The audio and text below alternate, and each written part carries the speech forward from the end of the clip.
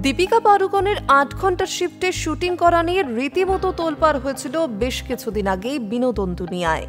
বহু অভিনেতাও সমর্থন জানিয়েছেন দীপিকার এই শর্তকে। এবার দীপিকার ৮ ঘন্টার শিফটে কাজ করা প্রসঙ্গে মুখ খুললেন অভিনেতা নওয়াজুদ্দিন সিদ্দিকী।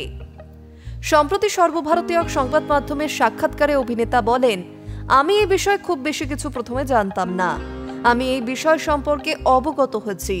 আমার মনে হয় যার যেটা সুবিধা হয় সেভাবেই কাজ করা উচিত এবং সেটা সকলের জন্যই হওয়া উচিত, যাতে আপনি ক্লান্ত না হয়ে সঠিকভাবে আপনার কাজটা করে যেতে পারেন।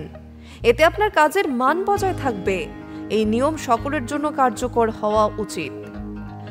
উল্লেখ্য, সাম্প্রতিককালে এক সাক্ষাৎকারে দীপিকা দাবি করেছিলেন, ইন্ডাস্ট্রির বহু অভিনেতা রয়েছেন যারা ৮ ঘন্টার বেশি নিয়ম করে শুটিং করেন না। এমনকি সপ্তাহের রবিবারগুলিতেও তারা শুটিংয়ে আসেন না, কিন্তু এগুলি প্রকাশ্যে আসে না, চর্চাও হয় না।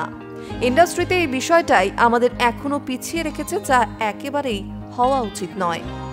মেয়ে দুয়া কোলে আসার পর মাতৃত্বকেই প্রাধান্য দিয়েছেন দীপিকা পাড়ুকোন।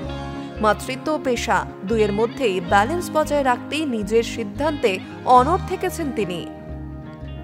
এর মাঝেই দীপিকা হয়ে উঠেছেন মেটা এআই এর নতুন কণ্ঠস্বর।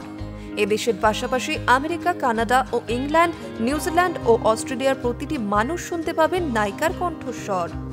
অন্যদিকে অ্যাটলিট ছবিতে আল্লু অর্জুনের সঙ্গে দেখা যাবে দীপিকাকে। এছাড়াও শাহরুখের সঙ্গে কিং ছবিতেও অভিনয় করছেন রণবীর ঘরুনি। High news network.